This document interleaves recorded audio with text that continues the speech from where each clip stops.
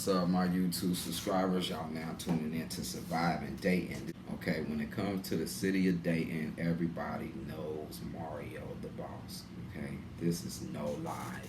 This is no cap. I started hustling when I was 12 years old, and I was hustling three different things: candy, artwork, all my life. And I was already in the streets, man, getting established. You feel me? Period. By high school, I had the dogs in my locker, okay? I had the sheriffs in my bags, okay? In high school, I should tell y'all something, bro. Leaving high school, I was already in spots, okay? The OGs had already recognized me as a young soldier, so I was already in the streets by the time I was 16, 17 years old, full-fledged in the streets. You feel me? Selling that work. You know, by the time I was 18, I stopped selling dope, like real hardcore drugs, and I went to cannabis. And even though cannabis was still a Schedule One drug, it just felt more freely. It felt more natural.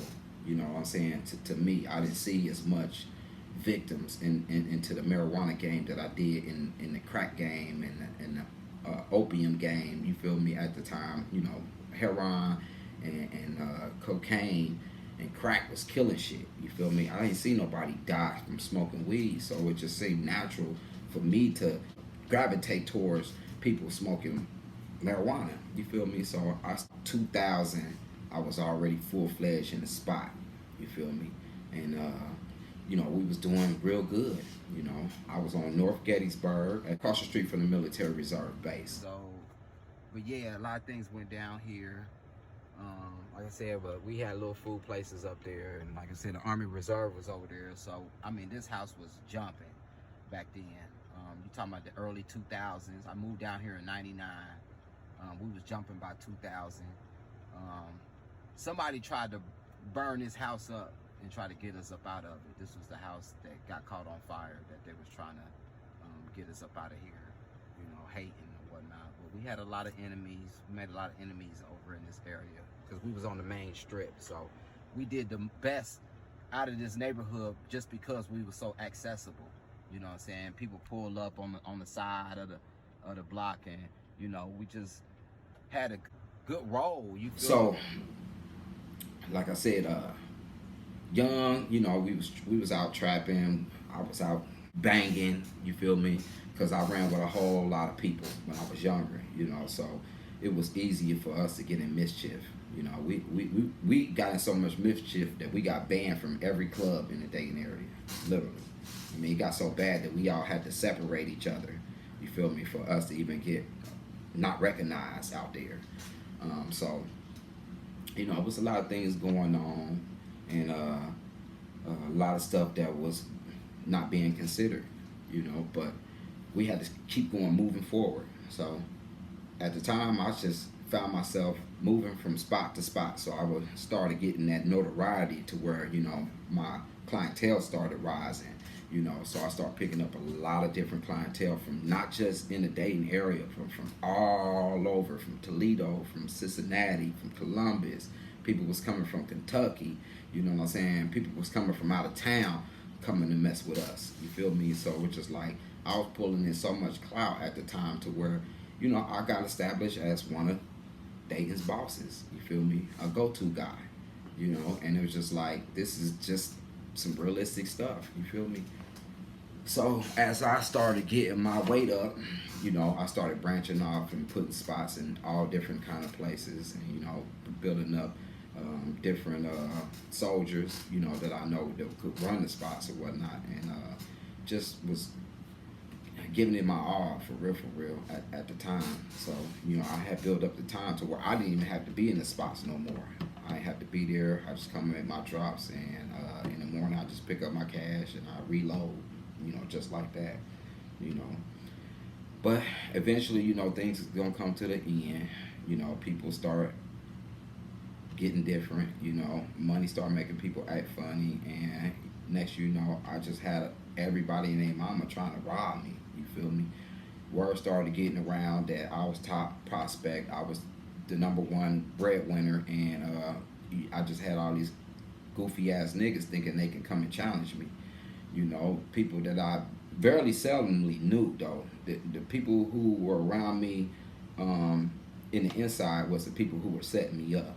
You know what I'm saying? People who were close to me because they knew my whereabouts. They knew where I was at. They knew where I would put stuff at. So these the people who kept opening the door up, you know, making me vulnerable. I've never been robbed by a person I did not know.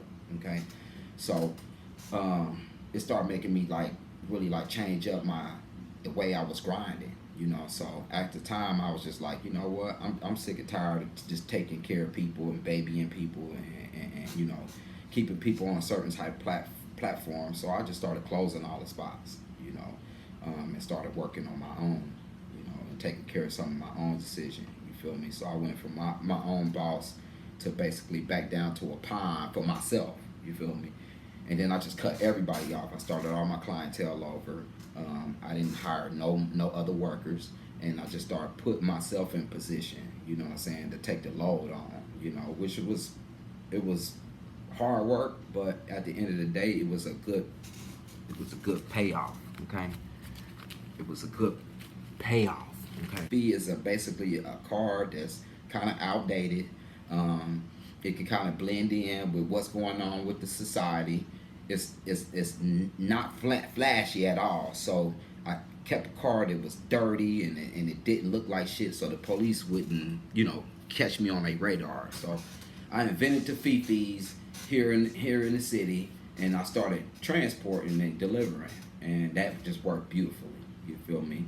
I had stash spots built in my actual cars, and this is how I pretty much got away with delivering, transporting marijuana back and forth, which was just it was a beautiful hustle because I didn't have the overhead, and then I had the problems with people trying to rob the spots and stuff like that, and you know, I didn't have to worry about people because I stayed under the radar. I looked at like just a regular dude, you know, a regular dude who didn't have no money and whoop-de-whoop-de-whoop-de-whoop. So a lot of people didn't know who they was dealing with because I had rebuilt the whole new product, you know. So revamping my situation and starting all over made it easy for me to blend in to the society that was already, you know, being recognized, you know. So that's why I always kind of reinvent myself each year, and I start new clientele over each year because people get used to seeing they self spending their money, and they get awkward once they start seeing what their money getting used for, because I'm a flipper. So we got to the point to where, you know, I just started really like kind of like winding down, man. I wind down, start having children, and it just started taking me away from the game, period. So